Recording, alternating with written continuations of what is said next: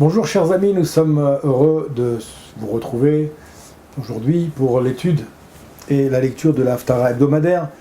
Nous avons commencé le livre de Bamidbar depuis déjà la semaine dernière et nous sommes déjà dans la deuxième paracha de Sefer Bamidbar qui s'appelle Nasso. Nasso, et donc dans la Haftara Nasso, nous allons la puiser des prophètes, et nous sommes dans le livre historique des prophètes qui s'appelle Shofetim, qui va nous raconter un petit peu tout ce qui s'est passé à l'époque des juges qui vont prendre le relais après le départ de ce monde de Moshe Rabbeinu et de son serviteur Yehoshua.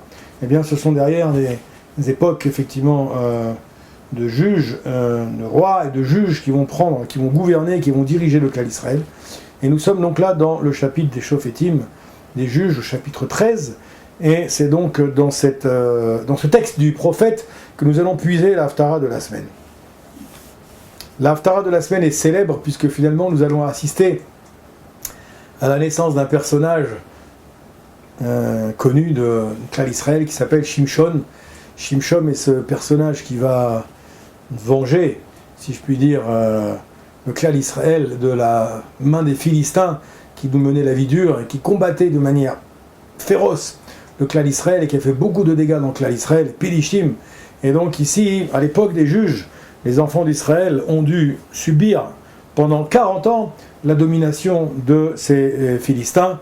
Et pendant les 20 dernières années, Akadosh Baruch Hu a eu la pitié pour le Klal Israël et il a envoyé Shimshon pour les délivrer.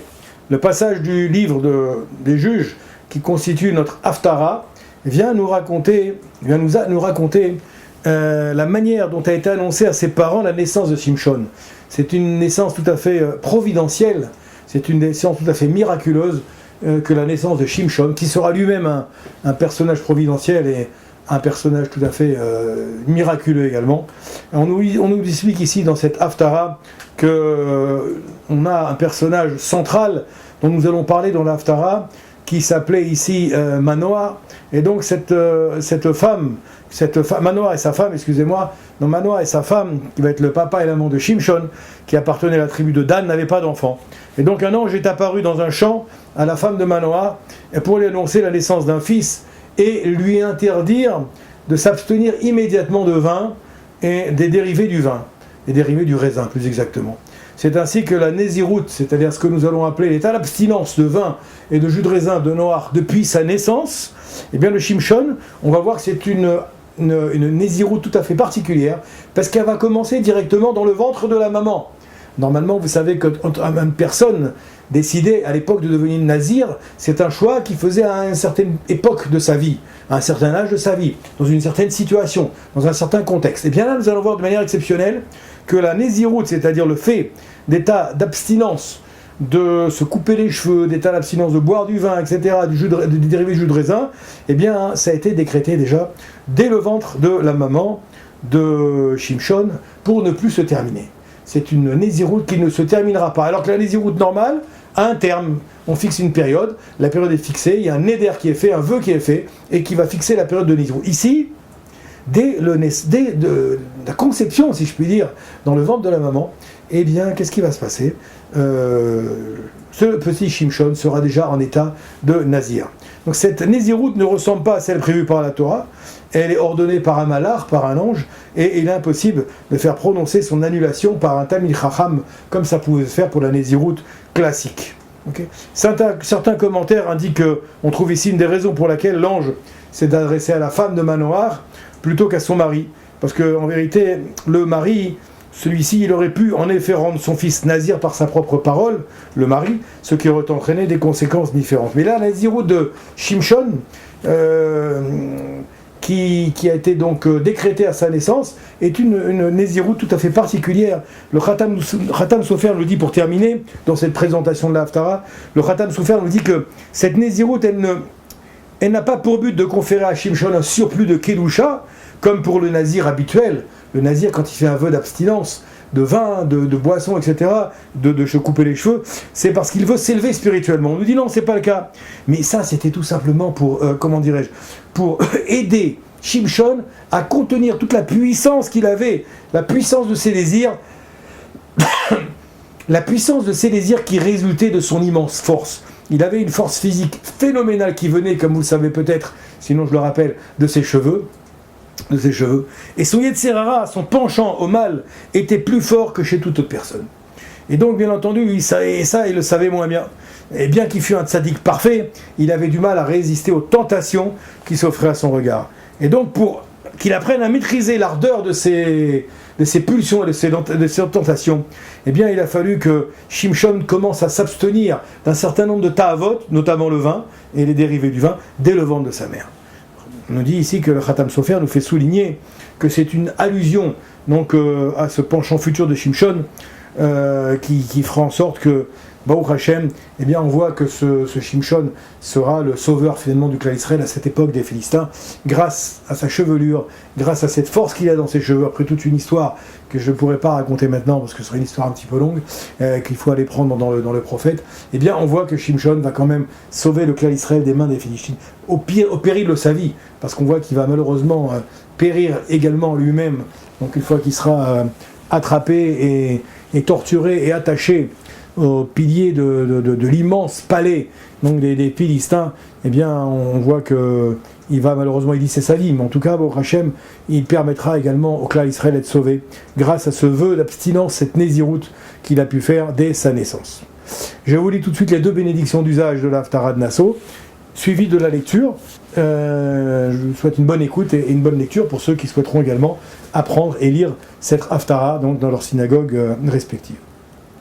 Baruch ata Adonai Eloheinu melech haolam asher bachar bנביאים טובים ורצה בדבריהם הנאמרים באמת. ברוך אתה אדוני הבוחר בתורה ובמשה עבדו ובישראל עמו ובנביאי האמת והצדק. ויהי איש אחד מצורע ממשפחת הדני ושמו מנוח ואשתו עקרה ולא ילדה. וירא מלאך אדוני אל האישה ויאמר אליה הננה את עקרה ולא ילדת וערית וילדת בן ועתה שמרינה ואל תשתי יין ושכר ואל תאכלי כל טמא כי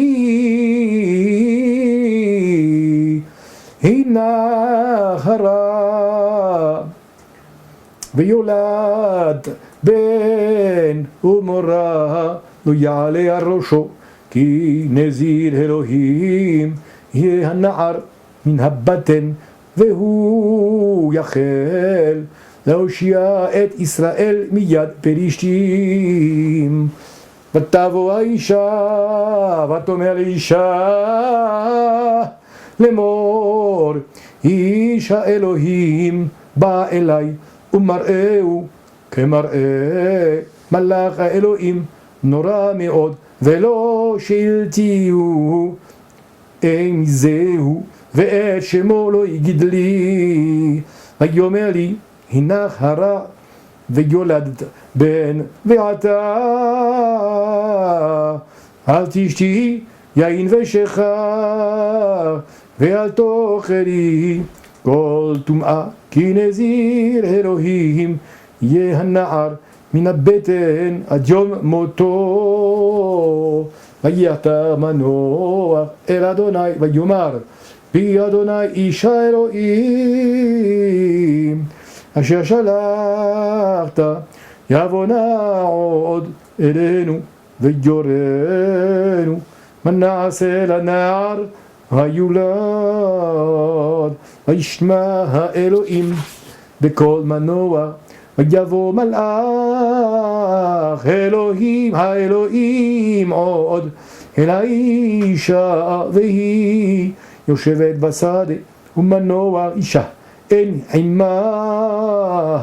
ותמהר האישה ותרוץ ותגד לאישה ותאמר אליו הנה נראה אלי האיש אשר בא ביום אלי ויקום, וילך מנוח אחרי אשתו, ויבוא אל האיש, ויאמר לו, האתה האיש, אשר דיברת אל האישה, ויאמר אני.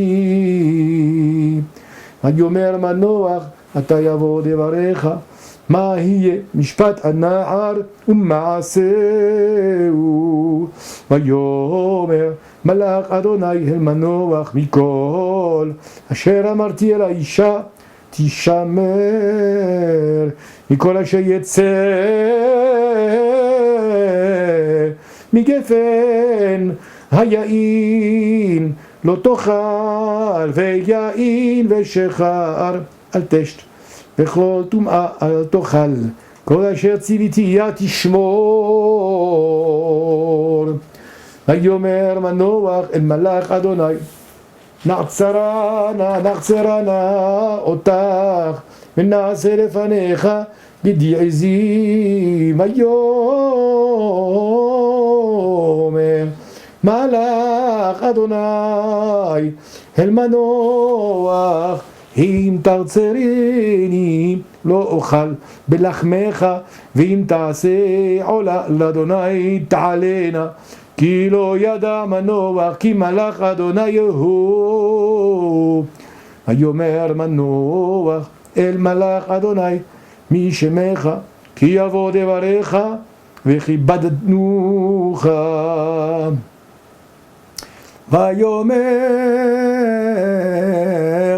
ויאמר לו מלאך אדוני, למה זה תשאל לשמי ואופלי. ויקח מנוח אל גדי העזים ואת המנחה, ויעל הארץ צור לאדוני, ומפליא לעשות, ומנוח ואשתו רואים. ויהי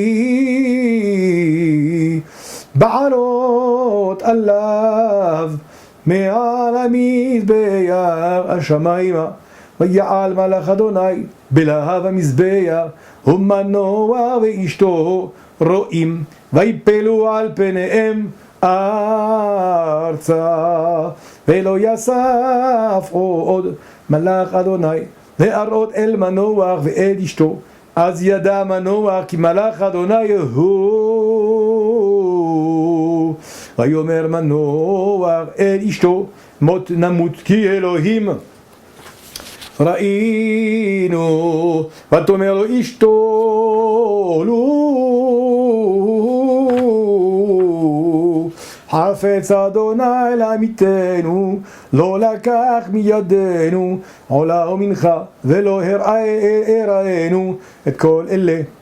וכעת לא השמיענו כזאת, ותלד האישה בן, ותקרא את שמו שמשון. ויגדל הנער, ויברכהו אדוני. ותחל רוח אדוני לפעמו במחנה דן, בין צוריה ובין אשתאול. גואלנו אדוני צבאות שמו, קדוש ישראל. שבת שלום לכולם.